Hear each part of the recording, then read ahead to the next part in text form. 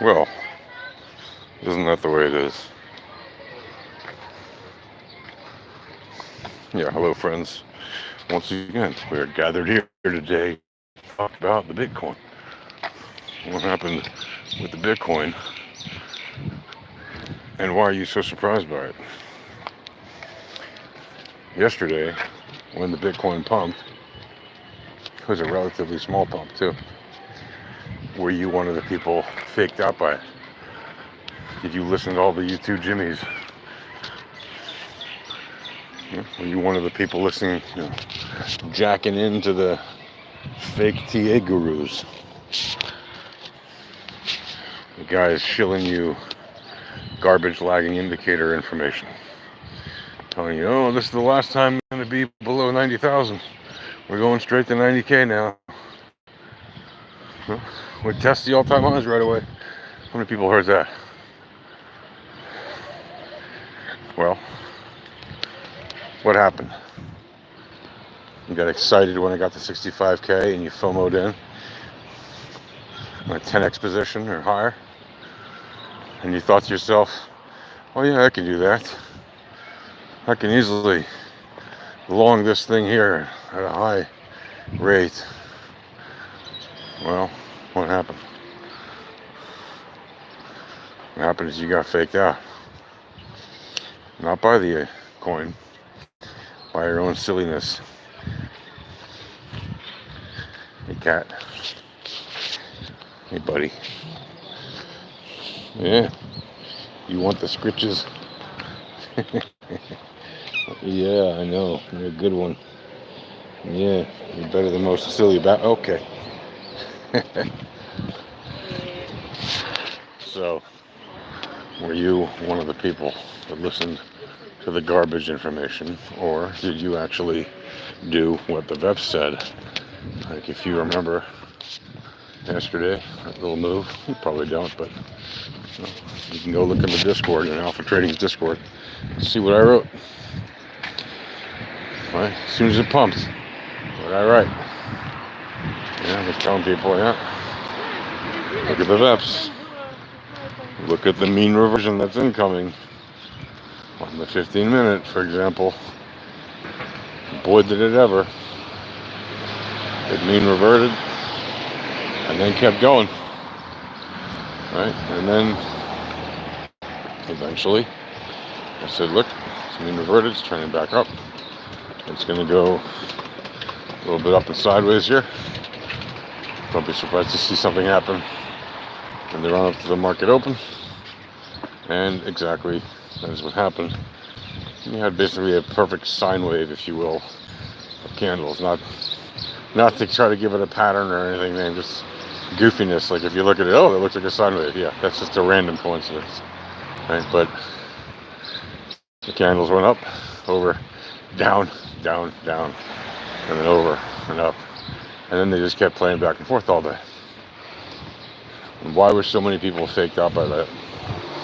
Because they thought, oh, it's the start of a new week and it broke some kind of whatever it was, shaped triangle, channel, I don't even know, line that doesn't matter, right? Some average line that literally doesn't matter because it has nothing to do with the log returns. It's just based on where the price used to be. So, well, of course, those people got faked out. You know who didn't get faked out?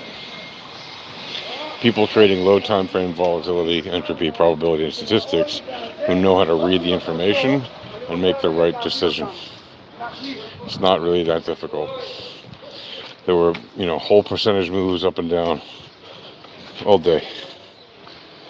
You could have at least made, right, in like 2 trades, could have made easily over 2%. And we're talking on Bitcoin, like, were there alts that had wilder moves than that? You bet. Of course there were. Right? Why? Well, because they have less liquidity and their volatility is pretty great considering their size. Of course, the king of volatility really is Bitcoin, but it is more liquid, so the moves can sometimes be less wild on any random given day. On days when it does move like a beast, there's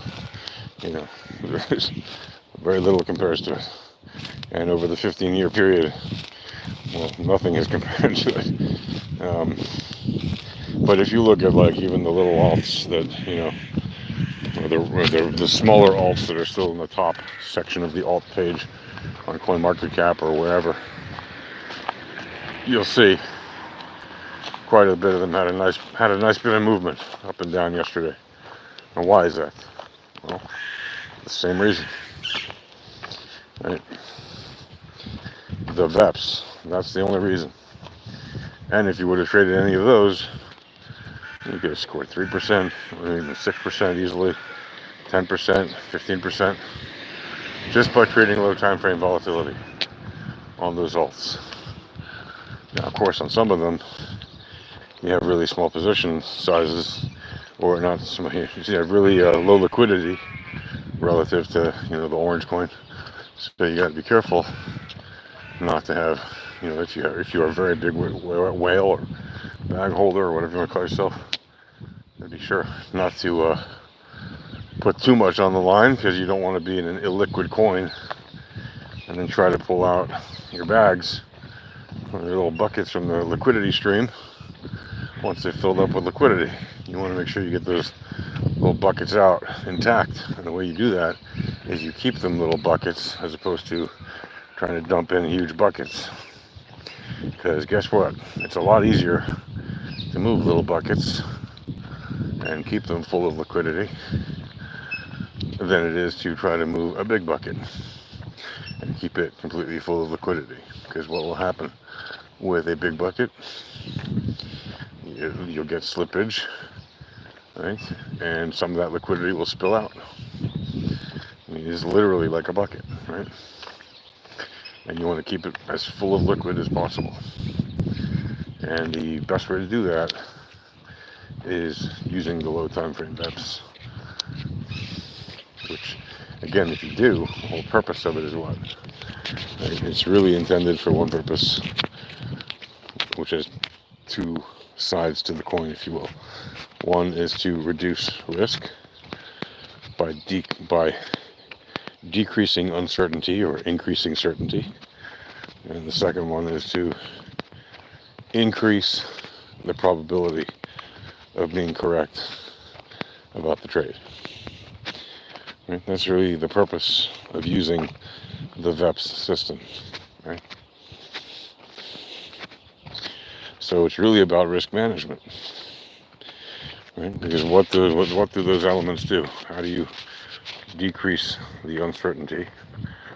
Right? Or how do you increase the certainty? How do you increase the probability? How do you increase the probability of being correct about a trade? Well, really it's about risk management. How do you do that? By having leading information. Right? Leading information lets you be in the know of what is actually relevant to the trades. If you want to know what is probably going to happen and what is likely to happen, you need the leading information. Right? Because otherwise you're just guessing blind. And there's no point in doing that, since all that's going to do is lead to you getting wrecked. Right? Whether you use leverage or not, by the way. But if you use leverage, it's just going to happen faster, and it's going to be worse and more painful. But whether you use leverage or not, if you use lagging information, the overwhelming probability is that you will at some point, in the not very distant future, get wrecked. And that's if you're traditional TA trader making any number of trades on any given day. Right? Whether you're trying to swing trade it, which is really bad because of the inherent risks in sitting in a very volatile asset trade overnight while you're sleeping away from your station, whatever. Right? That is a highly risky proposition. Now, or whether you're scalping low time frames, it doesn't matter. If you're using lagging information, your end is nigh. Right? The smart money is counting on you to use garbage information. That's why they push it so prominently all the way down the line from them to you. And yeah, I mean you. Right? Because the people that pushed it to you pushed it to you. The people that pushed it to them had you in mind. And when I say you, I mean literally you. Sure, every retail trader as well, but specifically you. That's just how it goes. And not, if you think they don't care about your sandwich, well, they do care about your sandwich. If you think just because they're feasting on caviar, they don't want your roast beef sandwich or whatever, they want it. And the reason they want it is because it's money for them. It's liquidity. And they care about that at the exchanges. If they didn't, well, why do you think they would offer you such crazy products as 100x leverage, 125x leverage? Right? Why would they do that? Do you think they're in the business of giving away free money at the exchanges? Do you think that's how they make money, is by giving away free money? No. What do you think happens with leverage? Why do you think every YouTube Jimmy shills it? Because they know that's how you're going to lose your money there faster. And the more you lose your money on the exchange, when you've gone through the affiliate link of your favorite YouTube Jimmy, okay, the more they make. They get 30, 40, 50%, sometimes 60, even 70% of the money that they bring to the exchange. Yeah, I know it sounds crazy. Why would exchange pay them more than half of what they bring in? Well, because to the exchange, it's just free money. And to the shiller, well, they'll argue, well, I'm using my influence, I have a big audience, blah, blah, blah.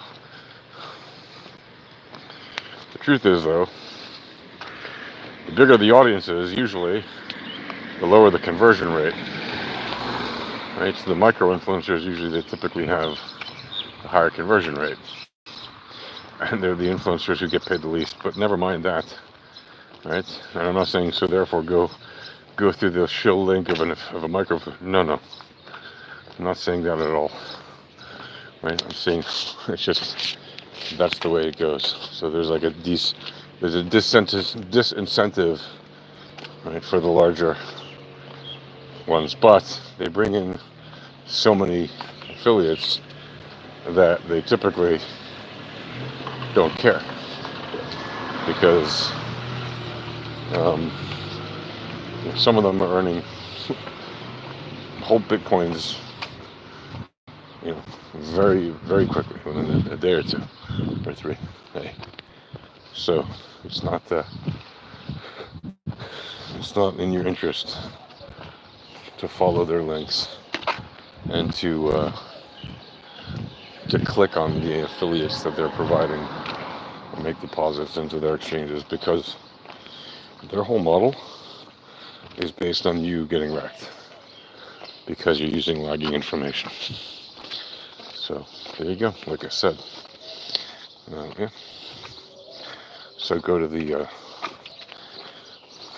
Alpha Trading Discord at alphatradinghq.com/Discord and get your Get yourself learning for free how to trade with the VEPs.